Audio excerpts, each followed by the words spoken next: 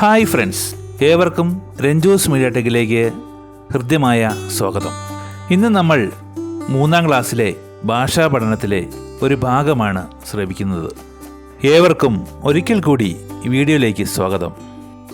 കാഴ്ചകൾ കാണാൻ പോകുന്നവരെ, വീടിനകത്ത് ഒതുങ്ങിയിരുന്നാൽ എന്തറിയാനാണ്? വീടറിയാനും നാടറിയാനും പുറത്തിറങ്ങണം. വരൂ, നമുക്കൊരു യാത്ര പോകാം. ഹലോ ഗൈസ്, ഞാനിപ്പോൾ എവിടെയാണ് നിൽക്കുന്നതെന്ന് അറിയാമോ? ഇതാണ് കേരള കലാമണ്ഡലം. വരൂ എൻ്റെ കൂടെ. നോക്കൂ, ഇതാണ് മഹാകവി വള്ളത്തോളിൻ്റെ പ്രതിമ. അദ്ദേഹമാണ് കേരള കലാമണ്ഡലത്തിൻ്റെ സ്ഥാപകൻ. തൊട്ടു വടക്ക് വശത്തായി ഉയർന്ന കൊടിമരം കാണാം.